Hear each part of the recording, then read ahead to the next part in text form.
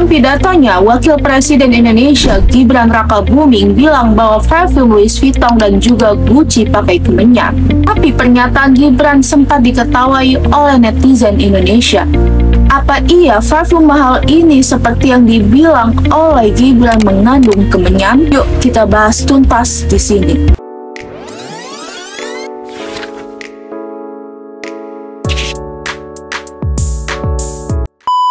Pernyataan Gibran itu muncul di tengah pidato soal hilirisasi komoditas Indonesia. Tujuannya mengubah persepsi bahwa kemenyan itu bukan hanya dipakai dalam ritual-ritual gelap, tapi punya nilai ekonomi yang sangat tinggi. Katanya kita itu selama ini hanya menjual kemenyan mentah, padahal kalau diolah nilainya tuh bisa berkali-kali lipat. Dan ya, dia kasih contoh seperti parfum branded yaitu Louis Vuitton, Gucci itu pakai kemenyan. Lalu respon netizen itu beragam. Ada yang belum tahu bahwa parfum mahal memakai kemenyan, ada juga yang nyinyir. Tapi apakah Gibran ini hanya cuma asal nyebut? Jadi kemenyan atau dalam dunia internasional disebut dengan frankincense dan juga benzoin adalah getah aromatik dari pohon Styrax. Jadi getah ini tuh udah dipakai dari ribuan dan juga puluhan tahun lalu buat dupa, buat pengobatan tradisional hingga parfum mahal. Jenis kemenyan Indonesia yang paling terkenal adalah Styrax sumatrana atau dikenal sebagai kemenyan Toba. Kemenyan dari Indonesia itu punya aroma woody, hangat, kadang manis, dan sangat cocok jadi best note parfum. Menurut Andrea Agusta, peneliti bidang fitokimia dari BRIN, pernyataan Gibran itu sah-sah saja.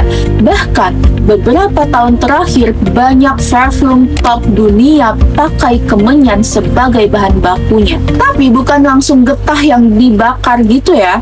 Biasanya kemenyan diolah jadi minyak atsiri, bahkan versi sintetisnya disebut olfactory. Fungsinya itu menenangkan, memberi aroma kayu yang dalam dan juga membantu mengikat aroma lain agar tahan lama.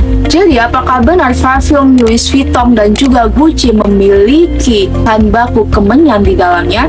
Yuk kita bongkar secara langsung. Parfum Louis Vuitton yang Ombre Nomade, parfum ini mengandung incense alias kemenyan dan juga wood, benzoin, lalu raspberry. Kombinasi ini tuh bikin aroma smoky, eksotis dan juga deeply. Lalu ada parfum Gucci yang incense out dan juga a midnight stroll. Parfum ini tuh mengandung incense atau yang dikenal dengan olibanum yang merupakan jenis kemenyan. Lalu dicampur dengan oud, leather dan juga amber. Yang satu lagi a midnight stroll.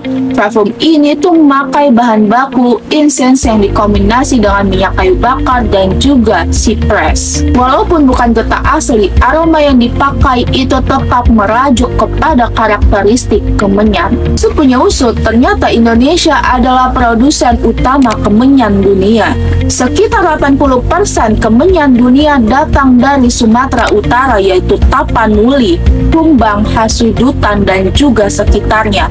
Ada sekitar 24.000 hektar hutan kemenyan yang aktif. Satu petani bisa menyadap 150 pohon dan mengumpulkan 150 kg getah senilai 45 juta per musim.